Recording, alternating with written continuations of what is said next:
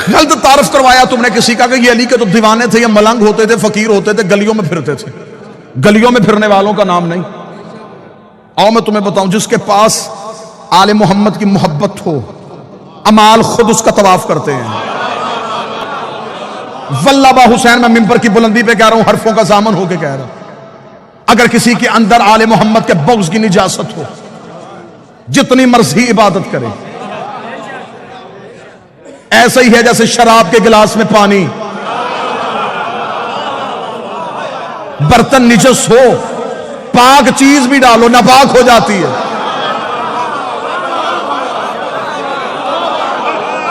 ना आपको दलील अच्छी लगी तो फिर सर झुकाए ना आप। जिस बंदे को नहीं सुनने, आज उसके लिए इतनी रायत कर सकता, वो कानों में उंगलियां दे सकता है, लेकिन जितने आ गए हो बारगाह में, अब तुम उठ नहीं सकते, क्योंकि फज़ाइल अली सूरह इसराफील होते हैं।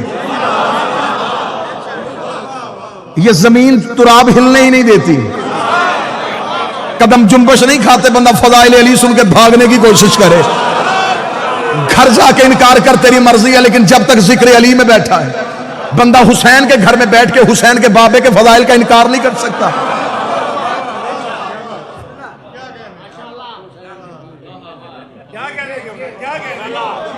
फजीलत का इनकार नहीं। ये अस्माए जिन्हें लोग समझते हैं ये फकीर हैं, ये मलंग हैं, ये दीवाने थे अली के नौकर, बस शियों ने पकड़ लिया, बहलोल दीवाना, कलंदर दीवाना, फकीर।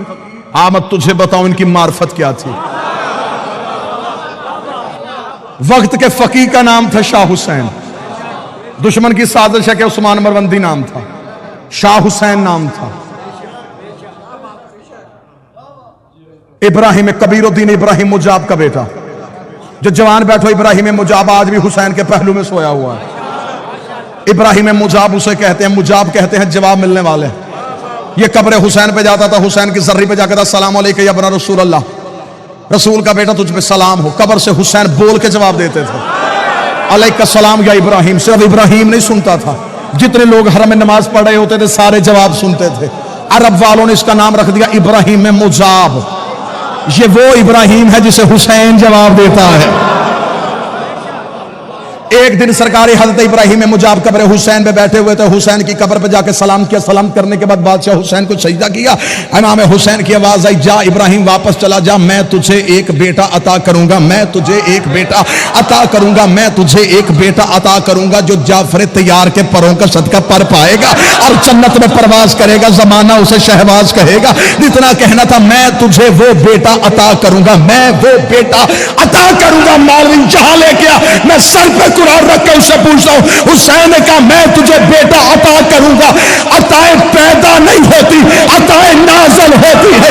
अब मुझे बोल के बता, जिनके घर का कुत्ता नाज़िल होता हो वो 14 पैदा नहीं होता।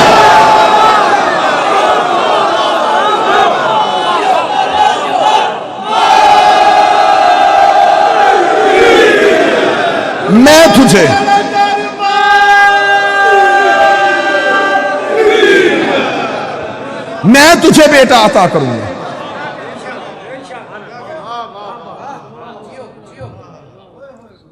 सुल्तान दौलतपुर का नवासा, नाम शाह हुसैन, मरवंद से रहने वाला दौलतपुर पहुंचा। दौलतपुर पहुंचा, शाह जमाल मुजर्रद की बारगाह में पहुंचा। अब साथ मेरा देने आना जितने कलंदरी दीवाने बैठे हो।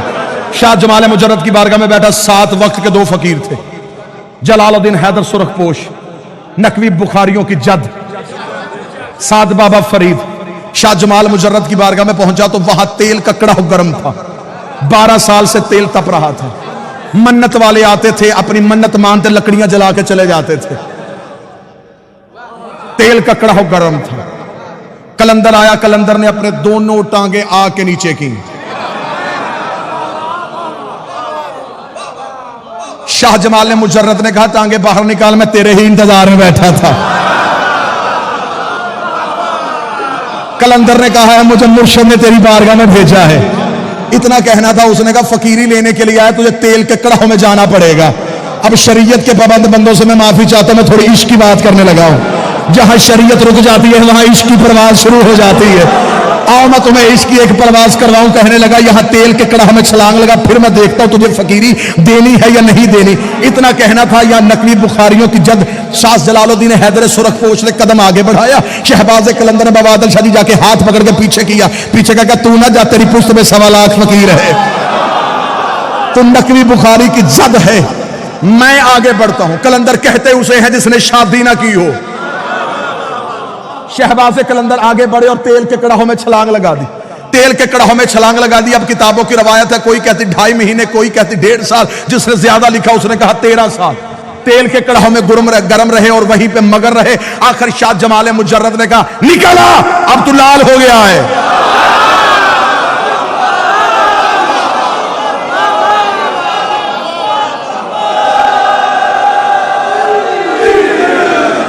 सार उठाए वो बंदा जिसने फकीर के सामने घुटने टेके हैं। बाबा आदिल शाह जी सरदार आगा अली जान वक्त का बहुत बड़ा फकीर था। आपने उसकी दहलीज से ज़दारी सीखी है। आओ जितने फकीर से ज़दारी सीखते रहे हो, जिन्होंने वक्त के फकीर के हाथों से अब्बास का आलम थामा है, निकल बाहर तू लाल हो गया है। कलंदर का बाहर आना था, या खानगाह में दरख्त के पत्तों से आवाज आई, हाजा कलंदर, हाजा कलंदर, हाजा कलंदर, हाजा कलंदर। सारी कायनात के फकीर इकट्ठे किए गदीर की याद में। अब मेरा दिल कह रहा है कि जो यहां हो और यहां से जाना चाहते हो, तुम जाओगे जरूर। आओ अपने अकीदे के घोड़े को तेज करना और मार्फत की जीन डालो। आओ मुवद्दत की वादी में कहीं जाके गुम हो जाए। कायनात के फकीर इकट्ठे किए गए। कलंदर के सर पे फकीरी का ताज पहनाने का वक्त आ गया। कलंदर के सर पे फकीरी का ताज रखा। कलंदर के सर पे सारी कायनात के 1.25 लाख फकीर इकट्ठे थे। कलंदर के सर पे फकीरी आई। कलंदर के सर पे कलंदरी का ताज आया। कलंदर ने अपने बाजुओं को देखा। देखने के बाद तोला। तोलने के बाद कहा हुसैन ने तो कहा था कि पर दूंगा, हुसैन ने तो कहा था पर दूंगा। इतना कहने के बाद कलंदर ने परवाज की, पहली परवाज की। कलंदर ने पहली जस लगाई। 1.25 लाख फकीरों ने उड़ता हुआ शहबाज देखा। आवाज देके क्या लगा, जा कहा रहा, बता तो सही तू है कौन? फरमाया हैदरियम।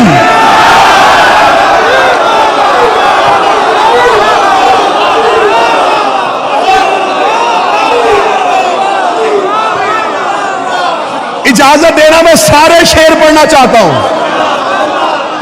जाफरी साहब वो पढ़ना चाहता हूं जो जमाने ने छुपाए हैं। अब उस बंदे की मजबूरी है, वो बंदा फंस गया जो आज आ गया। अब यहां से छोड़ू, शायद कल हम आधे रह जाएं। जो आए तुम तो लेके जाओ, मैं तो वक्त के इमाम के सामने शर्मिंदा ना हूं। कलंदर ने परवाज की, पहली परवाज की, पहली जस्त लगाई। 1.25 लाख फकीर की आवाज, कौन है? फरमाया हैदरियम, कलंदरम, मस्तम। अगली परवाज की उन्होंने कहा अपना तारुफ करवा, बंदाए मुर्तजा अली हसन। 1.25 लाख फकीरों ने हाथ बांध के कहा हमें यहां छोड़ के खुद कहां जा रहा है, हमें यहां छोड़ के खुद कहां जा रहा है। कलंदर ने अगली परवाज देगा, हादिए सालिकान इरफानम।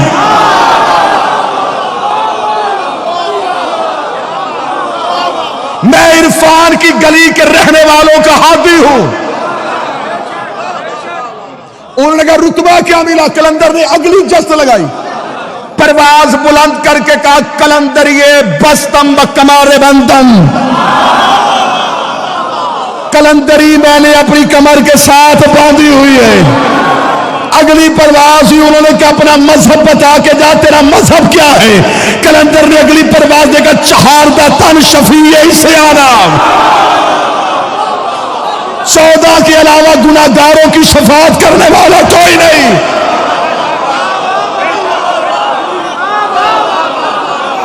चहारदा तन शफी इस्यानम। 14 के अलावा गुनाहगारों की शफाअत करने वाला कोई नहीं। फकीरों की आवाज है, ये अकीदा किसने दिया?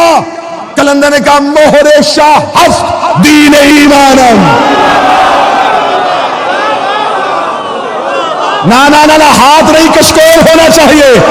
कलंदर ने कहा ये अकीदा मेरी जाती इजाद नहीं, मेरे बादशाह ने मोहर लगाई, दीन भी यही है, ईमान भी यही है।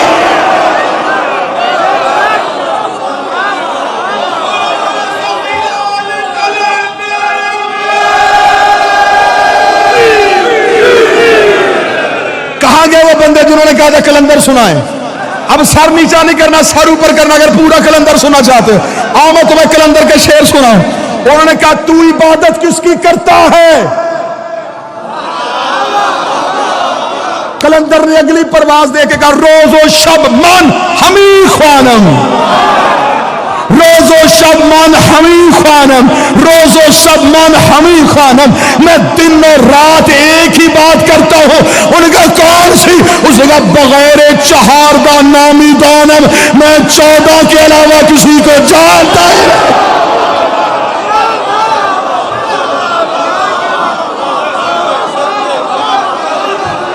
तुम मुझे कहते हो, तुम मुझे कहते हो, तुम मानता किसे है? मैं 14 के अलावा किसी को जानता ही नहीं।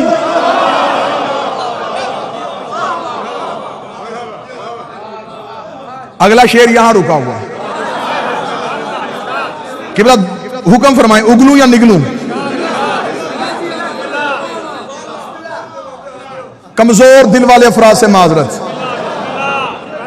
बाबा आदिल शाह जी जितने सही बैठो, सईद अहकम साहब इजाजत दीजिएगा। तो मैंने साहब अगला शेर कलंदर का ना हो, अगला शेर कलंदर का ना हो। कलंदर मुझसे जुबान छीन ले, लहजा छीन ले, लफ्ज छीन ले, कल वाला दिन मजलिस पे आ ना सकूं, कलंदर मेरी जुबान गूंगी कर दे। इतनी बड़ी बदुआ कोई नहीं देता। अब इतनी बड़ी बदुआ अगर मैंने अपने आप को दी है, अगर तुम में से कोई शक करे, मैं बोल ना सकूं, वो सुन ना सके, आइंदा के बाद मौला फिर अगर उसका कान, उसकी बसारत अगर कुछ भी फज़ाइल अली का देख नहीं सकती, सुन नहीं सकती, फिर वो कुछ सुने ही ना। इतना कहना था या 1.25 लाख फकीरों की आवाज आई, कलंदर हमें इतना तो बता, इतना तो बता, तेरा अकीदा क्या है, तेरा अकीदा क्या है?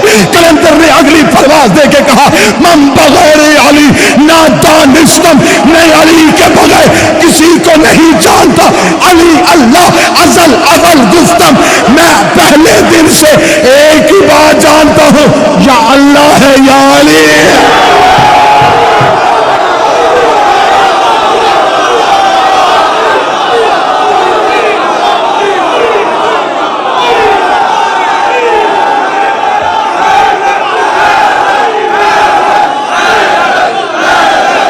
जी आप सरकार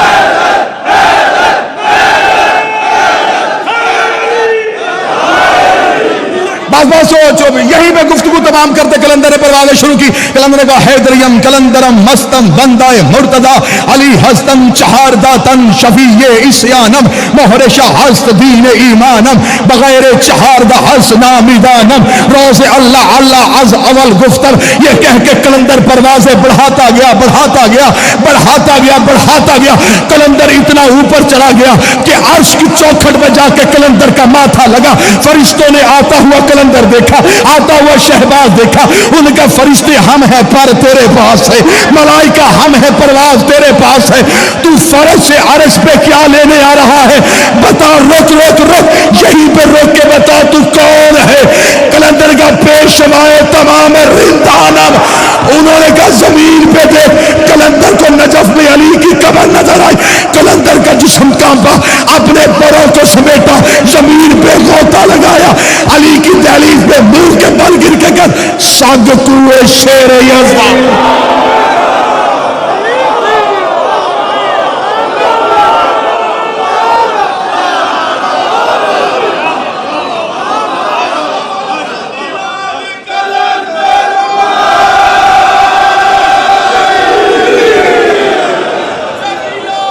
बिस्मिल्लाह सरकार।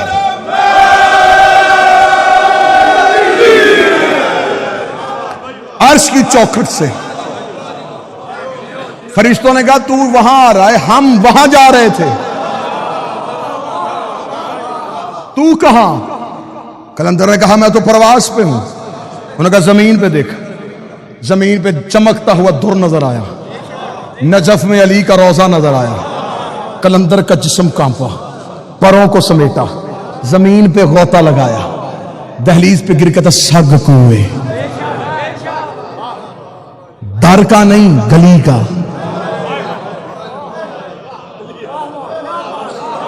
नौकर ने करीब बैठ के फकीर से पूछा था, मुकाम जो इतना मिल गया था दरवाजे पे क्यों नहीं आया? उसने गुस्ताख ना बन, दरवाजे पे नबी बैठे थे।